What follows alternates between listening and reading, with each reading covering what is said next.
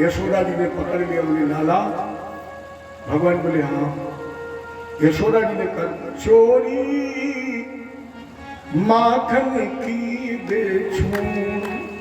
लाला बहुत बदनामी हो रही है, लोग क्या कह रहे हैं करेंगे। बोले अरे माता जी भी चोर कहेंगे तो फिर गांव वाले को पहले कहने लगे।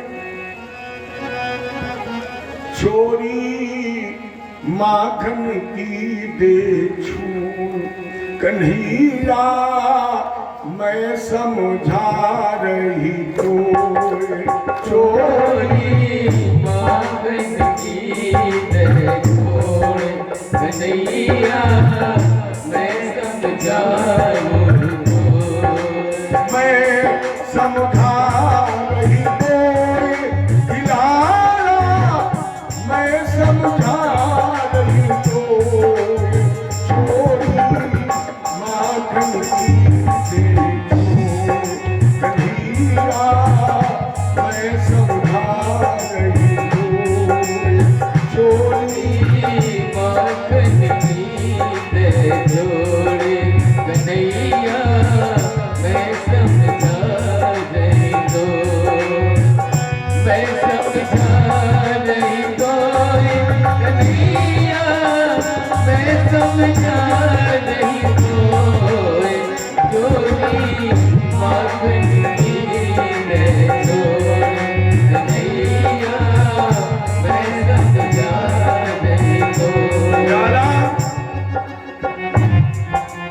लोलख गौए भवानंद के लिखनो माखन हो।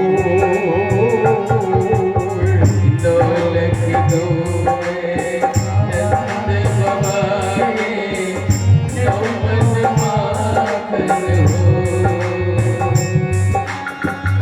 बड़ो घरानो भवानंद को, बड़ो घरानो भवानंद को हंसी हमारी हो। चोरी माखन की बेचो कन्हैया मैं समझा रही तो। चोरी माखन की बेचू कन्हैया मैं समझा रही तो।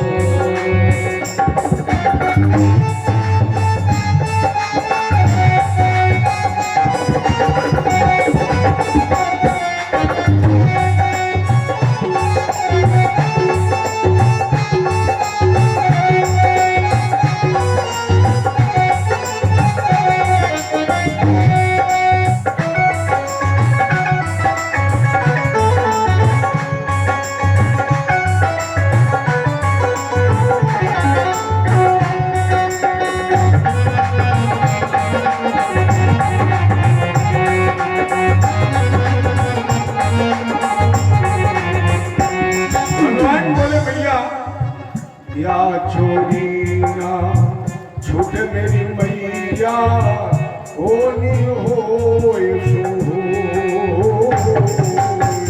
या चोरी नहीं झूठे मेरी मैया होई होए सुनता से प्रभु कहते कहते, सुनता से प्रभु कहते कहते ये नयन भर रोए। माखन की बेचू कन्हैया मैं समझा रही तो।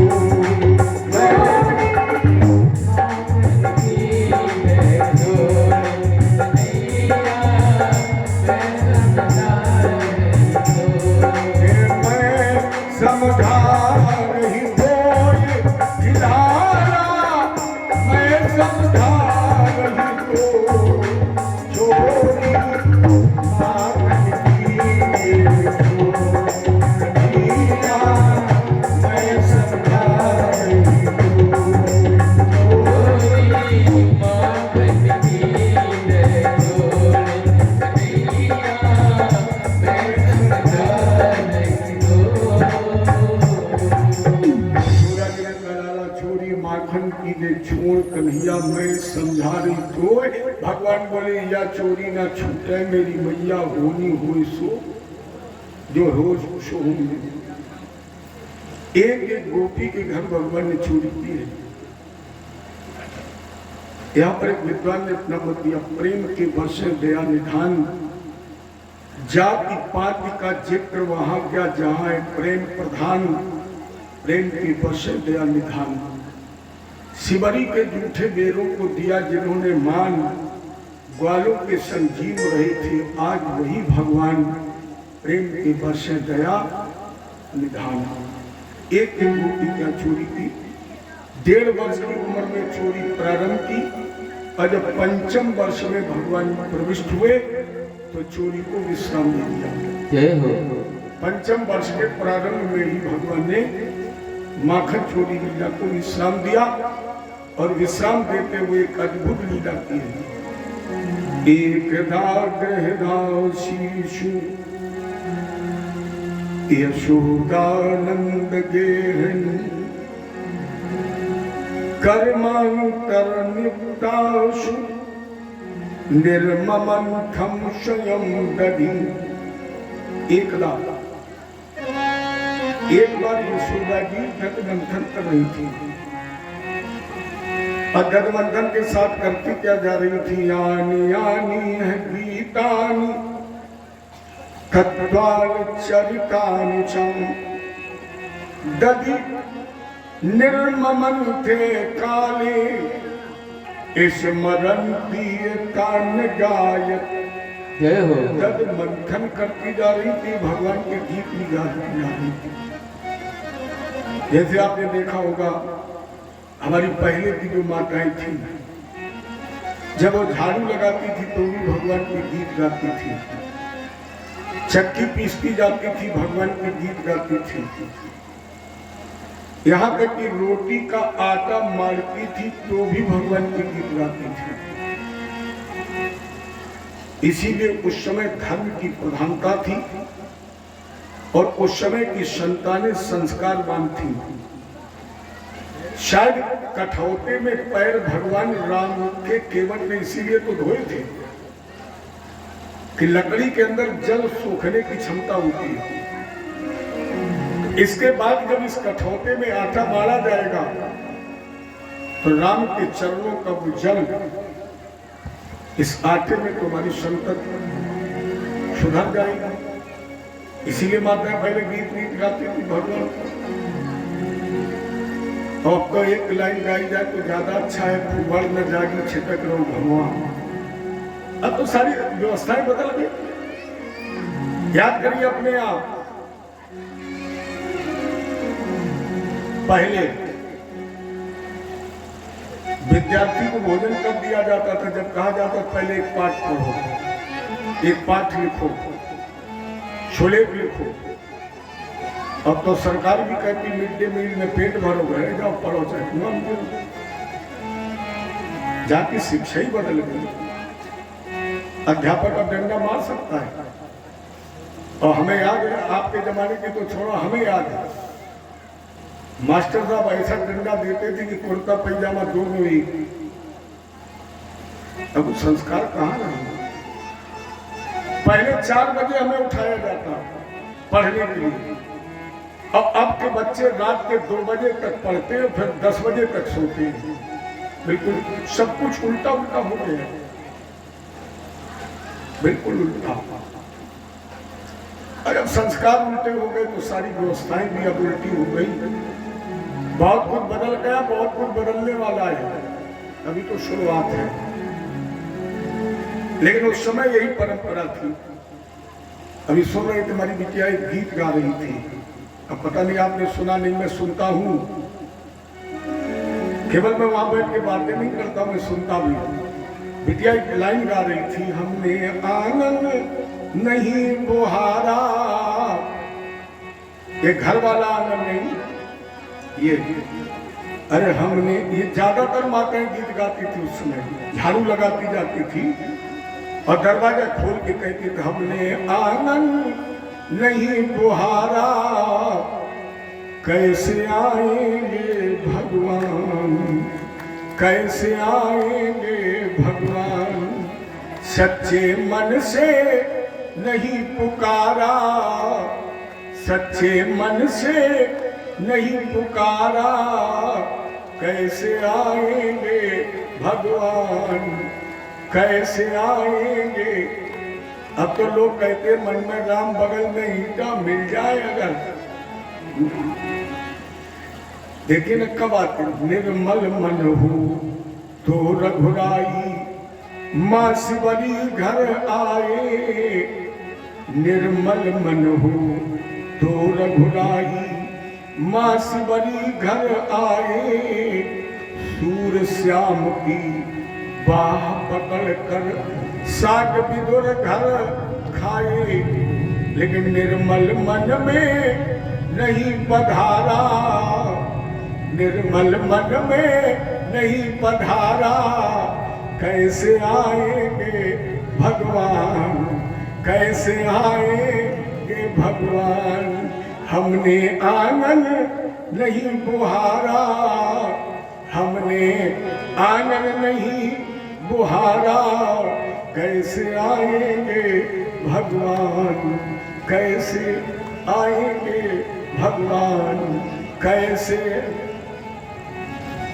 लेकिन यशोदा जी क्या कर रही, गद मंथन, अदद मंथन के साथ आनी आनी है गीतानी, गीत गा रही, स्मरण कर रही भगवान।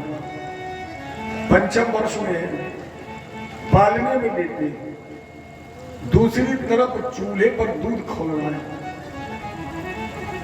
अचानक भगवान को भूख लगी, रोने लगे। आइए भगत जी, हम जानते थे जब आओगे तब इकट्ठे आओगे।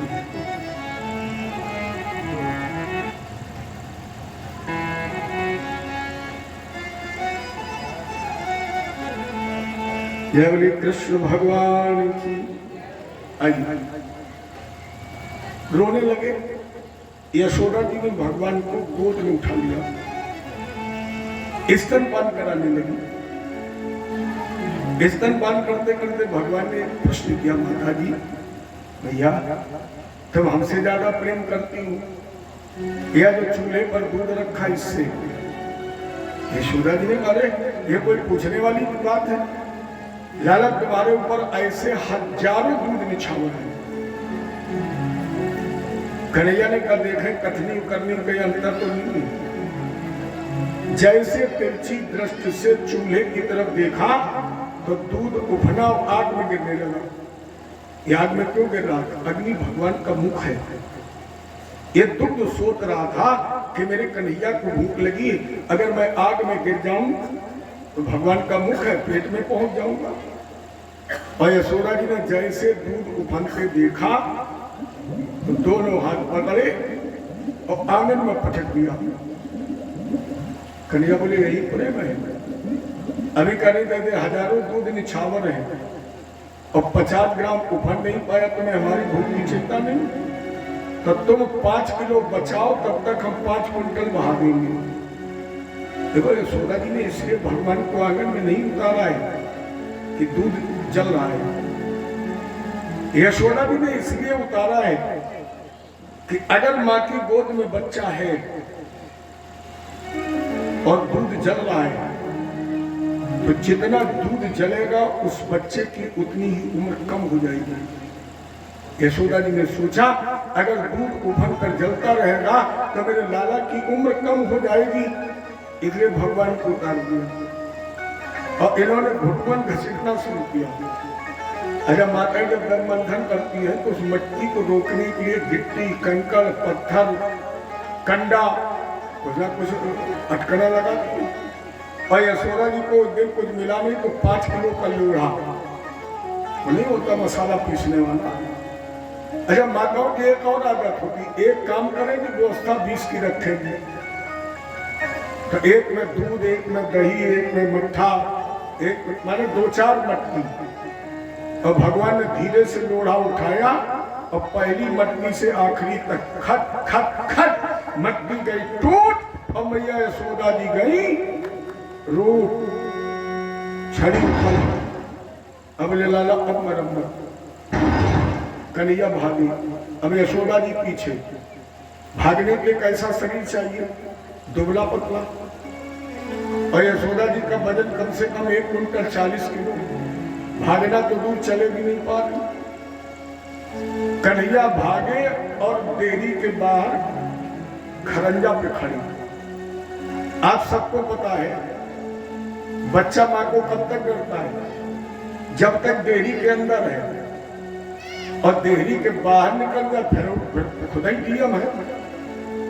हालांकि आज का अगर समय होता तो माता जी डेयरी तो डेयरी रही, को भरथरा तो लठिया के बाहर, पहले से परंपरा नहीं थी। तो भगवान डेयरी के बाहर, यशोदा जी छड़ी लिए डेयरी पर खड़ी, आवाज लगाई, लाला आ जाओ, नहीं आई। कन्हैया लौट आओ। यशोदा जी ने कहा सुनाई नहीं पड़ता है। कन्हैया मन में सोची सुनाई तो पड़त है जब हम सुने। लाला लौट आओ, नहीं लौटे। यशोदा जी ने कहा अच्छाई चाहो तो लौट जाओ। भगवान बोले अच्छाई हमारी सड़क पे ठीक। अच्छा, हमारे कानपुर क्षेत्र में जब माताएं बहुत गुस्से में होती हैं और बच्चे बात नहीं मानते हैं, नहीं लौटते हैं, तो पता नहीं आपके यहाँ कहा जाता कि नहीं, लेकिन हमारे यहाँ माताएं तो बहुत आवेश में होती है, तो बच्चे को डांट के कहती भलमनसी चाहो तो लौटी हो। यशोदा जी ने कही भलमनसी चाहो तो लौटे आओ। कन्हैया बोले हमारी भलमनसी सड़क कहीं पर ठीक है। यशोदा जी डेयरी पर बैठ गई, आओगे शाम तक। कन्हैया जी मर गए। हम तो समझ रहे मामला 10-5 मिनट का है। आइए बताओ, धन्नो धर के बैठ गई, क्या करें। सो एक तो वैसे भी वर्ण श्याम है, कमल की तरह कोमल है, सूर्य की किरणें पड़ रही हैं, चेहरा चमक रहा था उस श्याम वर्ण पर अद्भुत लालिमा। और तब तक भगवान ने दोनों हाथ में बनाए मूठा, आंखों पर रखे, एक बार जबरदस्ती जैसे आंखें रगड़ी से छल से मोती जैसे आंसू, इससे आंसू टपके। यशोदा जी सब कुछ भूल गई, छड़ी फेंक दी और जैसे डंडा फेंका। कन्हैया बोले अब काहे को, अब तो बच गए। डंडा फेंक दिया, मैंने गुस्सा खत्म। भगवान दौड़ करके आए, गले में बाई डाली, मैया। यशोदा जी ने कहा मरे या नहीं बने, डंडा फेंक दिया, मारेंगे नहीं लेकिन बांधेंगे। कन्हैया बोले ऐसा जानते तो 2 मिनट और बोल लेते, चलिए बांधिए। तो यशोदा जी रस्सी और उलूखल, जैसे आजकल हम आप उखरी कहते हैं, ऐसा लगता है कि हम आप उल्टा पैदा होते हैं, इसलिए दुनिया की हर उल्टी चीज सीधी और सीधी की उल्टी दिखाई पड़ती है। उल्टा पैदा हुए भी सीधा, सर नीचे है, पैर ऊपर है, तो उल्टे हो कि सीधे? उल्टे तो हो। अब जन्म उल्टा हुआ, लेकिन तुमसे जो पहले पैदा हुआ वो भी उल्टा पैदा हुआ, इसलिए वो तुम्हें सीधा दिखाई पड़ता है। सर नीचे, पैर ऊपर, कोई कह सकता है सीधा, लेकिन जन्म लेते समय दुनिया के लोग ये कहते हैं कि सीधा पैदा हुआ, क्योंकि खुद उल्टा पैदा हुआ है। और अगर तुम सीधे पैदा हुए, पैर नीचे सर ऊपर हुआ, तो उल्टा पैदा होने वाले लोग क्या कहते हैं? उल्टा पैदा हुआ। तो उल्टा पैदा हुए कि ये सब उल्टा पैदा हुआ। और इतना उल्टा का सीधा, सीधे उल्टा करते हैं। वो नहीं जिनके पास 4 व्हीलर है, लोग कहते क्या? बोले गाड़ी। ये गाड़ी है कि चली है? ये गाड़ी है, वो तो जब चाबी लगाओ तब चली है। लेकिन कोई कहता ये चली, सब कहते गाड़ी। वो खड़ी, हर घर में गढ़ी है, लेकिन कोई कहता है गढ़ी। जो गढ़ी है उसको लोग उखड़ी कहते हैं, और जो उखड़ी है उसको लोग, क्योंकि हमारी जन्म उल्टा हुआ, हमारी दृष्टि उल्टी है, उखड़ी खड़ा। हालांकि अब तो जहां मार्बल वगैरह लग गए हैं, उमन तो उखड़ी गढ़ी दोनों खत्म है। जहां बढ़िया टाइल्स वाइल्स लग गए, रामे मालिक है, आधे गांव का वो खरीदा वो खत्म ही है सब। उलूखल उठा ली और यशोदा जी ने भगवान के कमर में एक फंदा डालकर गांठ लगानी चाहिए। राजेंद्र आश्चर्य हो गया। कदपि द्विअंगुलं न्यूनं यदा दत्त बंधनम। जैसे भगवान के कमर में गांठ लगानी चाहिए, रस्सी 2 अंगुल छूटी। यशोदा जी ने दूसरी तीसरी महल में जितनी रस्सी थी जब जोड़कर गांठ लगाई तो तदपि द्विअंगुलं न्यूनं, 2 अंगुल छूटी। यशोदा जी ने सोचा शायद हमने ज्यादा रस्सी कमर में लपेट दी है, एक फंदा पलट दें। एक नहीं, कन्हैया की कमर के सारे फंदे पलट दिए। उस समय रस्सी का ढेर ऊंचा था, बालकृष्ण भगवान का आकार छोटा था, लेकिन जब बांधने की कोशिश की तो तदपि द्विअंगुलं न्यूनं यदा दत्त बंधनम, 2 अंगुल रस्सी छोटी। उस समय यशोदा जी की दृष्टि अचानक भगवान के कमर पर पड़ गई। कितने कोमल थे, मोटे मोटे नीले नीले भगवान के कमर में निशान, गररा पड़ी थी। और जैसे उन निशानों को देखा यशोदा जी की आंखें बंद हो गई, छल से आंसू निकल आए, मस्तिष्क पर पसीना आ गया। आपको ध्यान होगा मैंने एक दिन भगवान के रहने का ठिकाना आपको बताया था। छल छोड़ के जो भजता छलिया, छलिया भी उसे ही भजा करता है। वो उन नयनों में रहा करता जिन नयनों से नीर बहा करता है। बांधते बांधते यशोदा जी के नेत्रों से जैसे अस्त्र बिंदु बहे, भगवान जान में मेरी मिजत थक गई है, रास्ता ही टूट गया संसार से। राजेंद्र, परमात्मा तत्व को बांधने के लिए आपको 3 चीजें छोड़नी पड़ेगी, शरीर, समाज और संसार। जब तक आप शरीर, समाज और संसार से जुड़े हैं तब तक परमात्मा आपसे 2 अंगुल दूर है, छोड़ दीजिए। और जब ये 3 चीजें छोड़ दें तो 3 चीजें पकड़ ही लें, क्योंकि जीवन में कोई जगह खाली नहीं होनी चाहिए। 3 चीजें पकड़ भी लें, और वो 3 चीजें भक्ति, ज्ञान और वैराग्य। क्योंकि भक्ति, ज्ञान, वैराग्य बिन छूटे न माया फंद, अब बिन छूटे भेटे नहीं पूर्ण परमानंद। जब तक भक्ति, ज्ञान, वैराग्य नहीं, माया का फंदा नहीं कटेगा। और जब तक कटेगा नहीं, अलग कवि जी ने लिखा है, माया मां ठगनी हम जानी, निर्गुण फांस लेकर जोरे बोले मधुरी वाणी, अब माया महा ठगनी हम जानी। केशव के कमला हुई बैठी, शिव के भवन भवानी, पंडा के मूरत हुई बैठी, तीरथ में भई पानी, माया महा ठगनी हम जाने। लेकिन इस माया को रोकने के लिए एक ही उपाय है, कृष्ण का शामिल कृपा। और कितनी कृपा हो कि उसके सामने तुम रो दो। हम कह सकते हैं कि परमात्मा को संपूर्ण ब्रह्मांड में अगर सबसे ज्यादा कुछ प्यारा है तो केवल आंसू। उसे तुम्हारे फूल प्यारे नहीं है, उसे तुम्हारा जल भी प्यारा नहीं है, उसे सबसे ज्यादा प्यारा है तो केवल आपको आंसू। आप इतिहास पढ़ करके देखिए,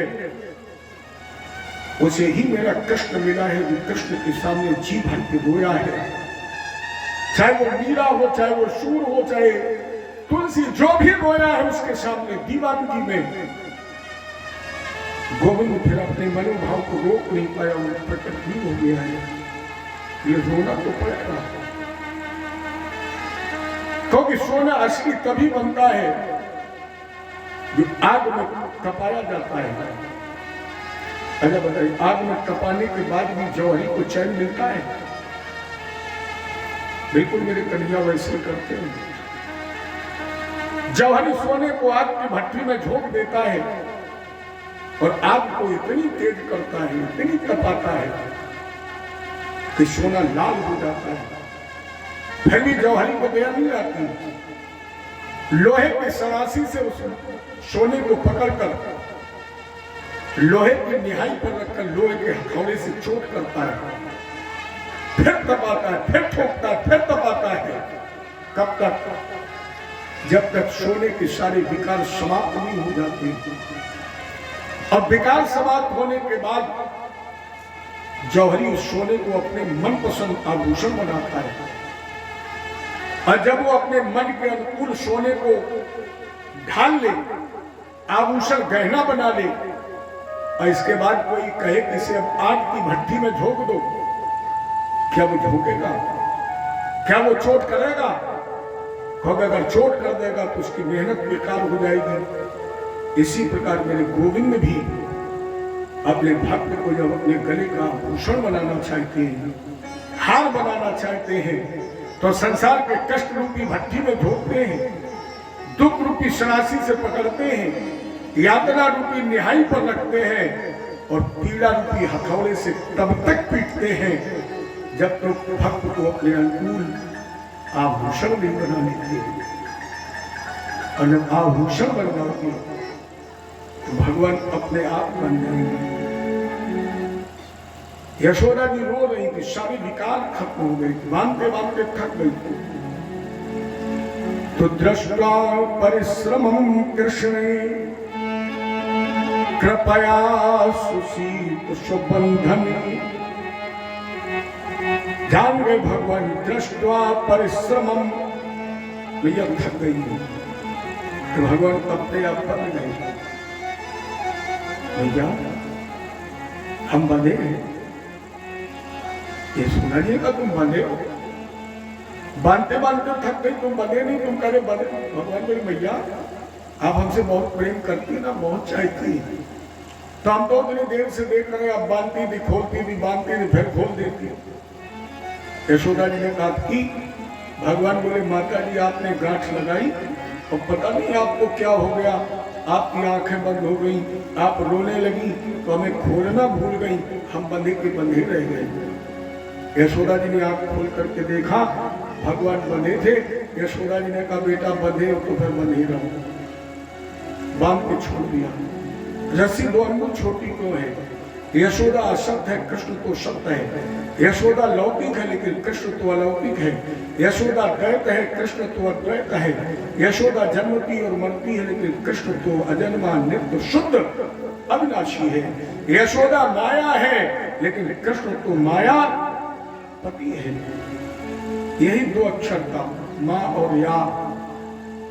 अजब माँ और या दोनों अगर जुड़ जाए तो दो अक्षर से दो बात तो बन जाती है, या तो मैं बन जाएगा या फिर माया बन जाएगी। माँ और या को जोड़ दोगे तो या तो मैं बन जाएगा या माया बन जाएगी। प्यारे मैं और माया जब तक तुम्हारे पास रहेगी तब तक भी गोविंद नहीं बनेगा।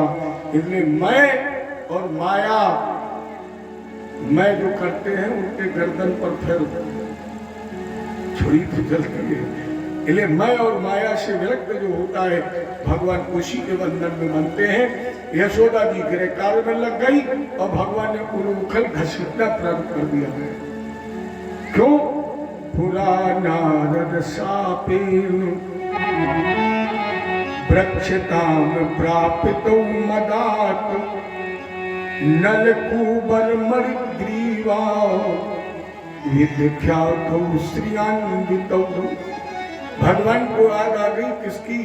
कुबेर के पुत्र नलकूबर मणिग्रीव की। पुराना नारद शापेन, पूर्व में नारद जी ने श्राप किया। राजा परीक्षित ने प्रश्न किया, कथ्यताम भगवान ने तत्तयो शापस्य कारणम। महाराज जी, नारद जी ने यमराजन के वृक्ष होने का नलकूबर मणिग्रीव को श्राप दे दिया, क्यों? कारण क्या था? सुखदेव जी बोले, वारुणी मदिराम पीत्वा नलकूबर मणिग्रीव ने मदा घोलित लोचनो। एक बार मदिरा का पान किया, शराब, और जब नशे में हो गए तो पत्नियों के समेत ये नग्न नहा रही थी, होश ही नहीं था। उधर से देवर्षि नारद निकले। माताओं ने तो लज्जावश वस्त्र पहन लिए, लेकिन इन्हें तो होश ही नहीं था। ये वृक्ष की तरह बिल्कुल जल खड़े रहे, प्रणाम भी नहीं किया।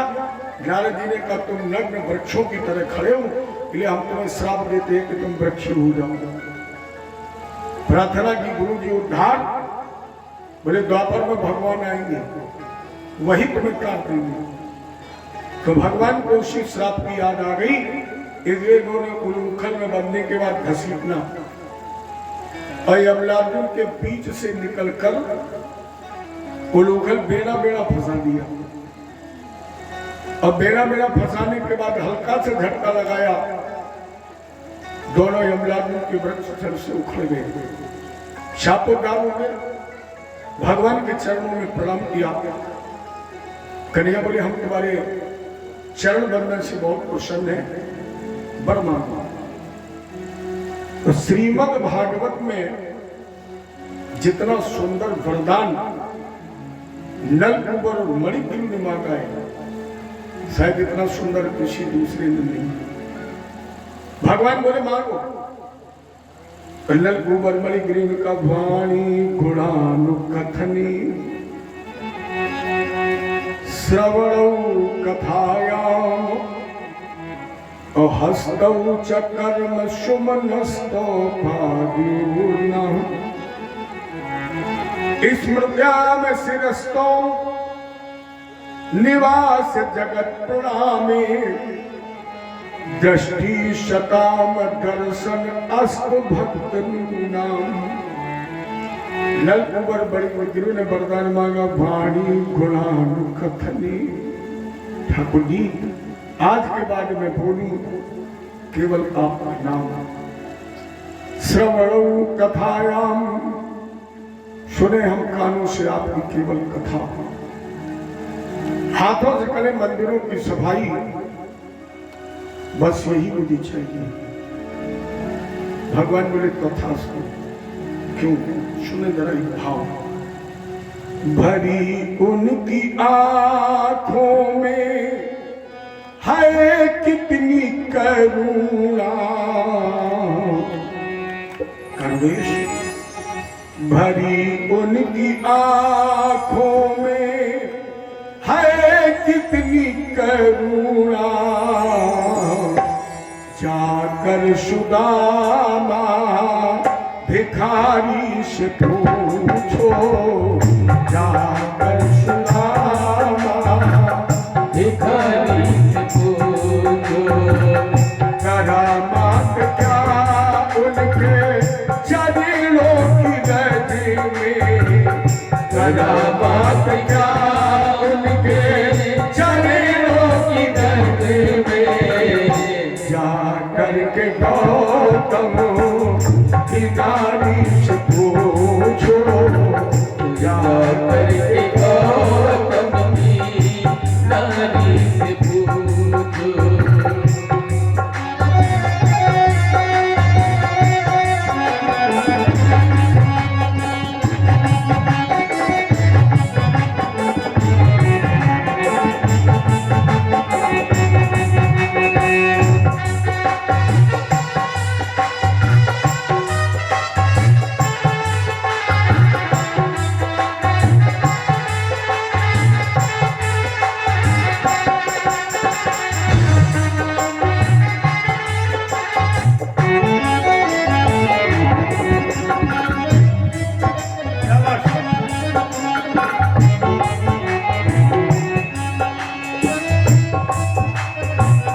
कृपा कितनी करते हैं शरणागतों पे, कृपा कितनी करते हैं शरणागतों पे, कृपा कितनी करते हैं शरणागतों पे, कृपा कितनी करते हैं शरणागतों पे।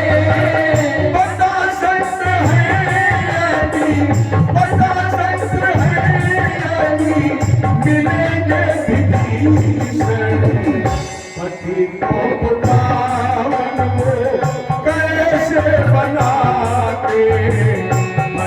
गोप पावन कैसे बना दे।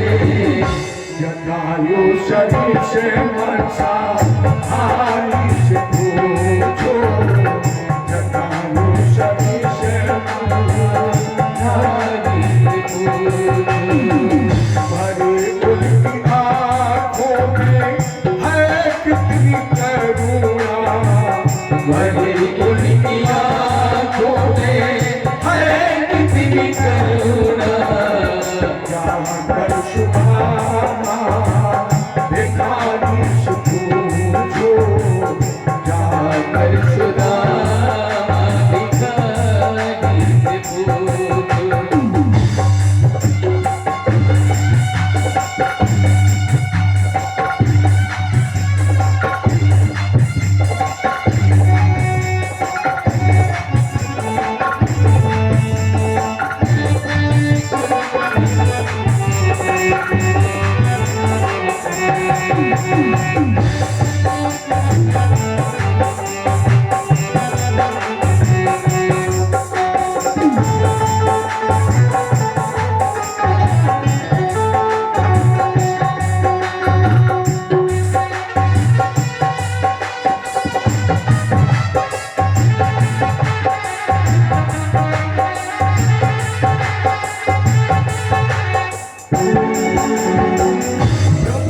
कैसे सुनते हैं दुखियों की राहें, प्रभु कैसे सुनते हैं दुखियों की राहें।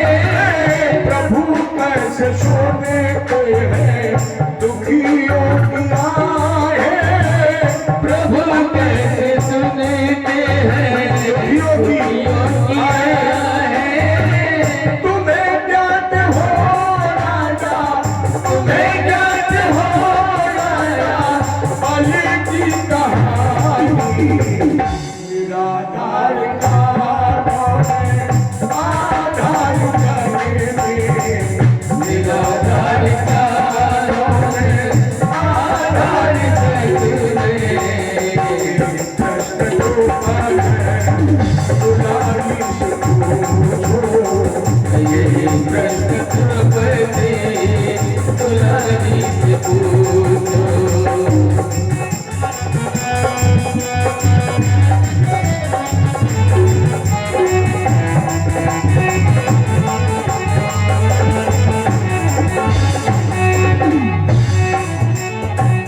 क्षमाशीलता उनमें कितनी भरी है, क्षमाशीलता उनमें कितनी भरी है। क्षमाशीलता उनमें कितनी भरी है, क्षमाशीलता उनमें कितनी भरी है। बताएंगे प्रभु जी, प्रभु से पूछिए कि लोग भगवान की छाती में लात मारी मेरे प्रभु के अंदर। क्षमाशीलता उनमें कितनी भरी है, क्षमाशीलता उनमें कितनी भरी है। बताएंगे प्रभु जी, बताएंगे प्रभु जी सभी जानते हैं हृदय उनका भाव है कितना भूखा, हृदय उनका भाव है कितना भूखा। सबरी से बारी बारिश पूछो, विदुर सबरी के बारी से पूछो। भरी उनकी आँखों में है कितनी करुणा, भरी उनकी आँखों में है कितनी करुणा। कर सुदामा भिखारी से पूछो, जाकर सुदामा भिखारी से पूछो। भिखारी से पूछो। है करामात क्या उनके चरणों की रज में, है करामात क्या उनके चरणों की रज में। जाकर के गौतम, जो पत्थर से नारी बन गई, तो जाकर के गौतम की नारी से केवल जरा से द्रवित हो जाओ, जरा सी देर के लिए समर्पित हो जाओ। इनसे ज्यादा करवाने दान और कौन हो सकता है। जरा से आंसू देखे नहीं, मां की तरह कृपा कर देते हैं। निर्मल मन जन सुन पावा, मोह कपट छल छिद्र न भावा। तिनकी करम सदा रखवारी, जिम बालक राखे मातारी। लेकिन फिर एक बार वही निवेदन करूं, रोना तो पड़ेगा, रोना तो निश्चित पड़ेगा। कभी अपने आप लोग कहते हैं बच्चा रोता नहीं है तो माँ दूध भी नहीं पिलाती है। इन्हें थोड़ा रो दीजिए, और जैसे थोड़ा रोगे गोविंद तुम्हें अपने आप गोद में उठा लेगा। बोलो बाल कृष्ण भगवान की जय हो। शाप उद्धार कर दिया भैया। यशोदा जी ने भगवान को लोखल बंधन मुक्त किया, तो काने में सीधे गौशाले में। क्यों? बोले नजर झाड़ने, तो नजर लगाता है, जो नजर उतारता है वो नजर झलवाता है। इसके बाद भगवान ने फल बेचने वाले पर कृपा की। क्रीडे भो फलानी तय शुक्रा परमच्युता, और फलार्भी धनमादाय यौ सर्व फल प्रदान। फल बेचने वाली निकली, कन्हैया के कान में आवाज पड़ी, अंदर गए धान भागी अंगुली में, और नीचे रह गई सांस। तो रास्ते में सारा धान गिर गया, केवल 2 दाने बचे, और 2 ही दाने उसकी टोकरी में डाल दे। तो उसने भगवान के रूप लावणता पर मोहित होकर उस 2 दाने के बदले फल भर दिए। और जब भगवान की अंजलि में फल भर दिए तो 2 दानों में ही तो सब रहस्य छुपा है।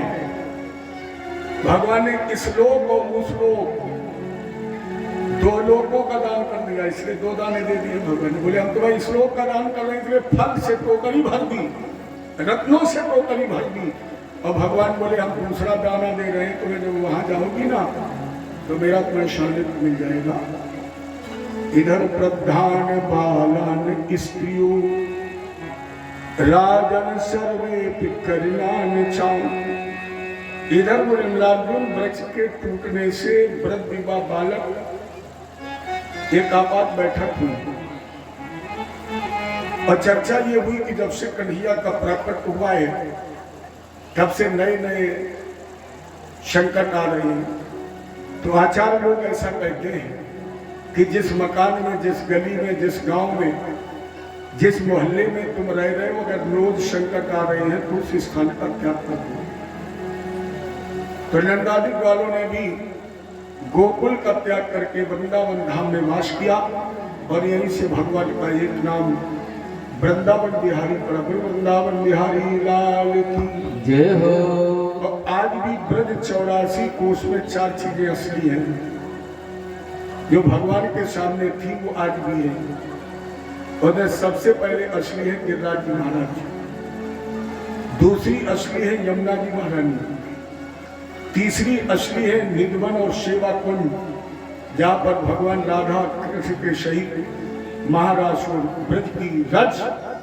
और इसके बाद असली है निधवन में प्रकट होने वाले हरदास महाराज के संगीत साधना से स्वयंभू बिहारी जी। देखो बिहारी जी की मूर्ति किसी ने बनाई नहीं है, ये स्वयं सिद्ध स्वयं प्रकट हुए हैं। ये 4 चीजें असली हैं। और इसी वृंदावन में भगवान ने गोचारण लीला की। वृंदावन भगवान का हृदय है। आप ब्रज 84 की परिक्रमा करें, लेकिन जो रस, जो आनंद आपको वृंदावन में मिलेगा वो आपको कहीं नहीं मिलेगा। क्योंकि वृंदावन भगवान की दिव्य लीला स्थली है, खेल का मैदान है। और आप कभी सेवा को निधवन में देखना, अजब के वृक्ष है। कोई ऐसा वृक्ष है जो नीचे को बढ़ता हो, लेकिन निधवन और सेवा कुंज में जो वृक्ष है ये ऊपर को नहीं बढ़ते हैं, ये नीचे को